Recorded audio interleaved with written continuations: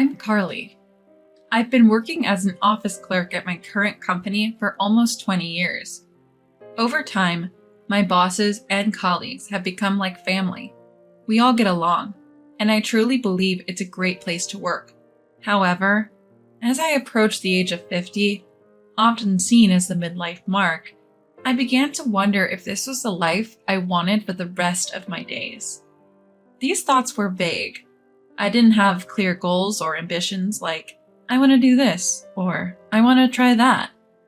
Living with these unresolved feelings, I went about my regular routine. That was until a phone call from my mom back home changed everything. One evening after work and during shopping, my phone buzzed. It was Mom. Carly, well, your dad hurt his back.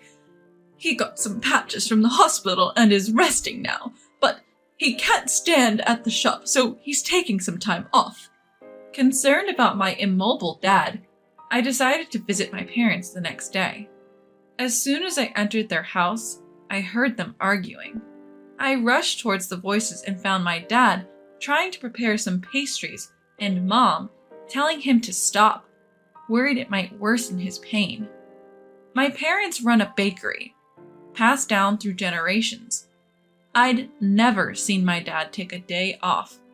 Dad himself didn't want to take time off for his own reasons, so he forced himself to prepare the cream. Even seeing me, he just grunted a greeting and returned to his work. Dad, stop it! You've hurt your back. The doctor told you, right? If you push too hard, the pain will last longer. Then, reopening the shop will take even more time. Just rest for now, I exclaimed. But Dad, stubborn as always, didn't listen. However, when he tried to lift a bag containing a kilo of sugar, he cried out in pain and doubled over. Panicking, both Mom and I helped him to his bed. Once there, he admitted, I thought I was still young, but age catches up.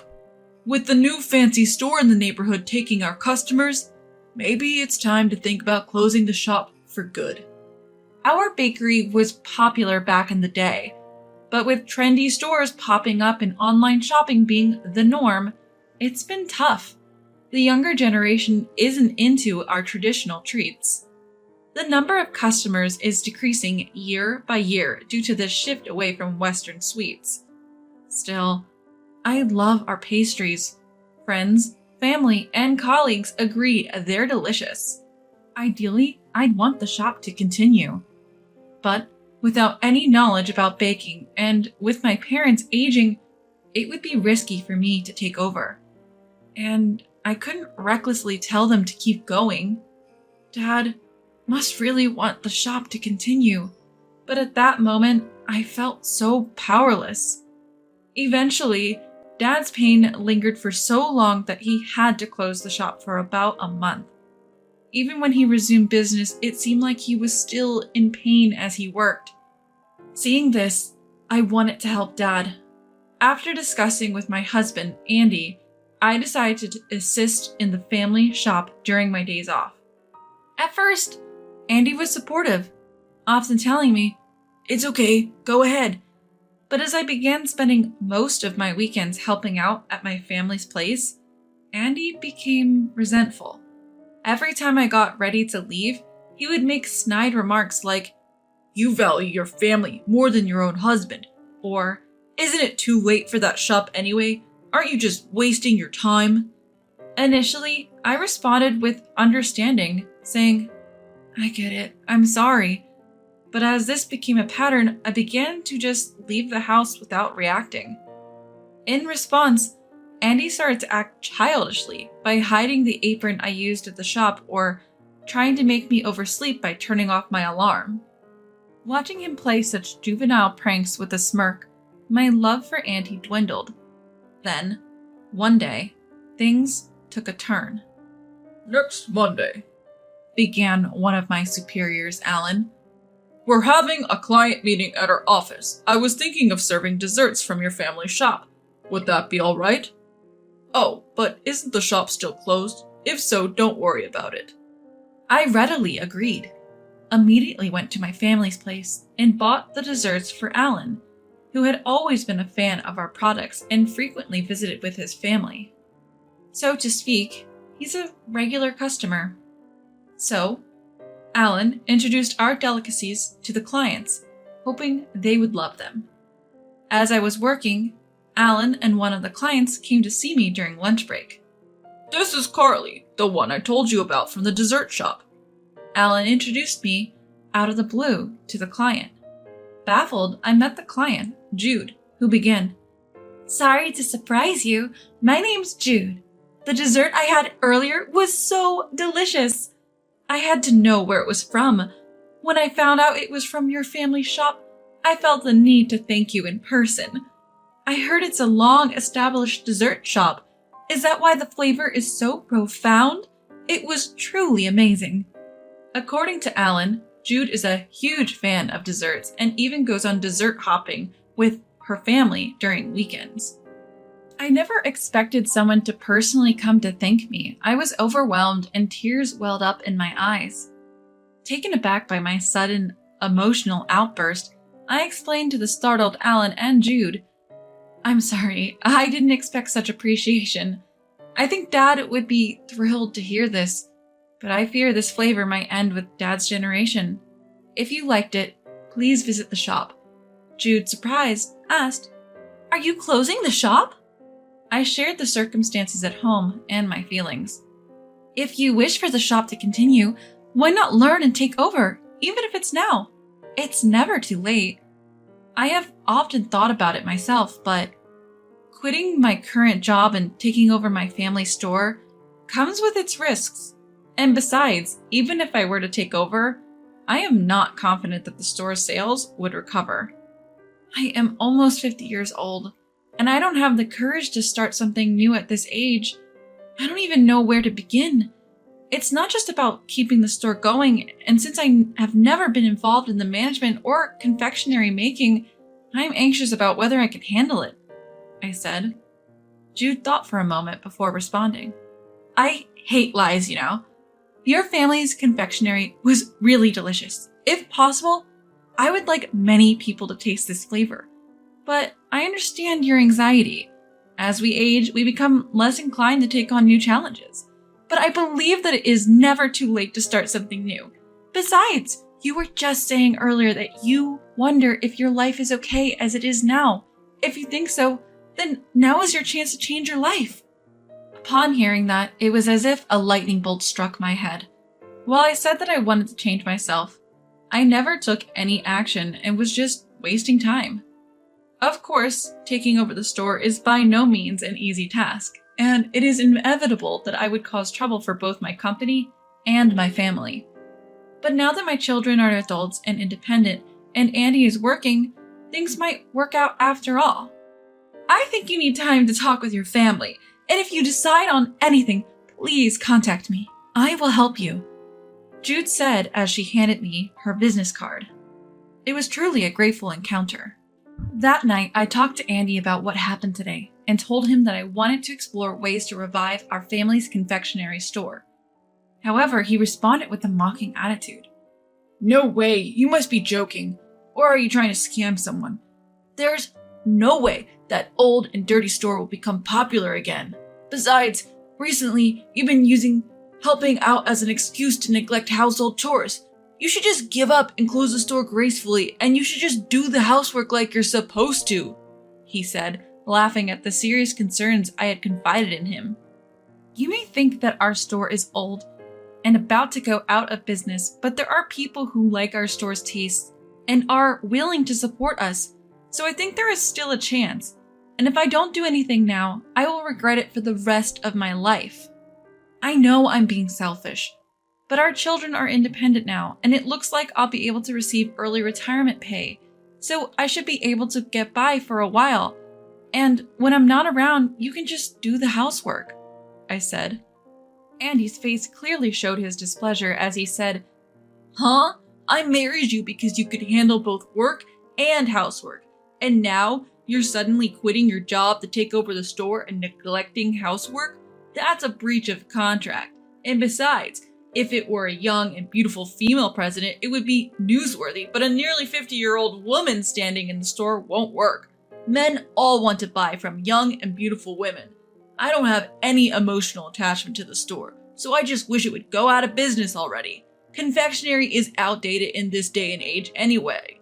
Well, if you still want to take over the store after all I've said, then get a divorce first. I can't watch if you make a big mistake and end up in debt. Andy was all puffed up and acting arrogant. I figured he probably didn't really want a divorce.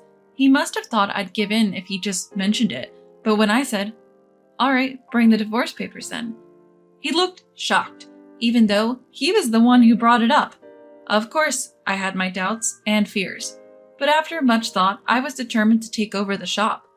And yet, right from the start, he shot that idea down, made fun of it, and in the end, hinted at divorce just to get his way. Such a narrow-minded man, no thanks from me. Later on, he embarrassingly yelled, "You know what divorce means, right?" I calmly replied, "You are the one who suggested it after thinking it through, right? I've thought about it and I'm fine with it. Bring the papers." Seeing the hit to his pride, Andy's face turned beet red. The next week, he really did bring the divorce papers, shoving them in front of me. "If you sign this, we're strangers. Are you sure about this?" I had made up my mind. Silently, I took the papers and signed my name. Perhaps he expected me to hesitate because he looked completely stunned. "Yes, we are now strangers. I'll submit these. Let's discuss the details through our lawyers," I said, grabbing my packed bags and leaving the house. I went straight to my parents' house and explained the divorce and its circumstances. They were both shocked and a bit angry. I think our marriage was doomed from the start with a man who, instead of being supportive, opposed everything and badmouthed me and my family. It was bound to break down. It might be late, but I still love the taste of our shop and want to continue it. I will study hard, so please let me join the business, I pleaded. Eventually, my parents agreed. Soon after, I filed the divorce papers. We divorced without any division of property or compensation. Until the end, Andy warned, "You'll regret this." But I simply replied, "If I regret it, it's none of your business." And we parted ways. Juggling work and the family business was challenging for me, from developing new products, introducing machines, managing costs, promotions, and various other tasks. There were moments I felt overwhelmed, but each time, Jude was there to help and support, introducing me to various business contacts, helping me stay afloat. Trying to increase our online presence through social media was tough since neither my parents nor I were familiar with it. But after months of consistent posting with the help of my daughter, Layla, who is an expert in social media, we began to see an increase in likes. Still, Layla wasn't satisfied. She said we needed to go viral. When I asked her what that meant, she explained it's when something becomes a hot topic on social media. Wondering what could possibly make us go viral, I tried sharing our daily life, like preparing pastries and uploading videos of Mom reviewing them. While we did get likes, we were far from going viral, and I realized how hard it is to suddenly become a sensation. One day, while I was busy with office work, I got a call from Layla. I called her back during my break, and an excited Layla said, "Hey, Mom, the video of Grandpa the other day went super viral." Confused, I asked, "What do you mean?" It turns out a video of Dad interacting with a neighborhood dog was getting a lot of attention. People found the interaction between grandfather and the dog endearing, saying not only was the dog cute, but the joyful grandfather was even cuter. I never imagined he'd become famous this way, but thanks to that video, we started to attract younger customers, and Layla, sensing an opportunity, uploaded a short video of her dancing with Dad, which also became a hit. Our shop became more famous for Dad than our pastries, and we started to see customers occasionally asking for a photo with him. Later, we introduced adorable pastries themed around animals and plants, seasonal limited edition pastries, and even low-sugar options for health-conscious folks. As a result, our sales gradually but surely increased. When business started to pick up, I left my office job to focus solely on the bakery, actively participating in its management and pastry making. While I couldn't match the expertise of my skilled parents, I was genuinely happy to work alongside them in the shop. We also started mail order service, leading to orders from distant places. During busy times, even my children would help out, and our business quickly grew. Dad, initially resistant to new things, was overjoyed by the result. The last time the shop was this lively was when my own father was still alive. Carly, Layla, thank you so much. We're truly blessed to have such wonderful daughters and grandchildren, he said, bringing me to the brink of tears. After that, a local TV station found us through social media and offered to do a feature on us. We were also featured in a popular national magazine as the shop to watch. As a result, more and more customers started coming in, and just when things were starting to pick up, an incident occurred. It happened when I was tidying up the store to get ready for closing. About 15 minutes before closing time, a man rushed in shouting, "Is Carly here?" That voice sounded familiar. I thought, could it be? And braced myself only to see Andy saying, "Carly, how have you been? Saw you on TV the other day. Seems like you're making good money now. Man, I'm so proud." "What do you want?" I responded coldly, feeling uneasy. Andy then tried to lighten the mood. "You still mad about what I said back then? It was just a joke, right? But okay, I admit, I said it wrong. How about we forget about it and start over? I'll be your successor and help with the business. Sounds good?" I refused immediately, shocked at his proposal. What are you talking about? Why would I ever want that? You hurt me deeply back then, when I was truly struggling, and even suggested divorce. I'd never marry someone as petty as you, not even for all the money in the world. You said I'd regret my decision, but I don't. In fact, I'm better off without you. Plus, taking credit for your ex-wife's success is just pathetic. Let me make this clear. There's no way we're getting back together, and absolutely no chance. Now get out and never show your face in my shop again, I shouted, chasing him out with the broom. Andy, clearly not expecting to be thrown out, left yelling, "You'll regret this!" A few days after Andy's visit, there was an increase in false comments on our shop's social media. Accusations like, "This place used expired ingredients in their cakes," and "Their kitchen is filthy and infested with cockroaches. They serve desserts made in such conditions." Layla would always refute these claims, but then they'd quote her and make even nastier comments. Despite reporting these accounts, they'd come back using different profiles. Eventually, I decided to consult a lawyer. After some digging, we identified the culprit behind the false claims. As you might have guessed, it was Andy. Through our lawyer, we informed Andy that we were aware of his actions. We warned him that any further slander would result in legal action. Subsequently, Andy deleted all his social media accounts and stopped making any comments. You'd think that was the end of it, but there was more to come. Though Andy stopped making negative comments on our shop's SNS, he apparently created fake accounts to continue his vendetta. Layla discovered this and showed it to me. Do you think this could be Dad? That's how we found out. There were posts bad-mouthing someone without naming names, but clearly referring to me. Among those posts was a melodramatic one saying, "Where did I go wrong in life?" It gave me the chills to think that a man nearing 60 would do something so petty. Layla captured screenshots of Andy's social media account and shared them. She then explained the baseless claims made by the individual, and our loyal customers rallied behind us. Making unfounded claims about unsanitary practices won't gain anyone's trust. After a while, Andy's fake account faced a social media backlash, and in panic, Andy deleted that account. However, someone managed to extract personal information from Andy's social media account, and astonishingly, the phone number of the company where Andy worked leaked out. The company then started receiving silent calls and prank calls making fun of Andy. Naturally, the company got wind of how this all started.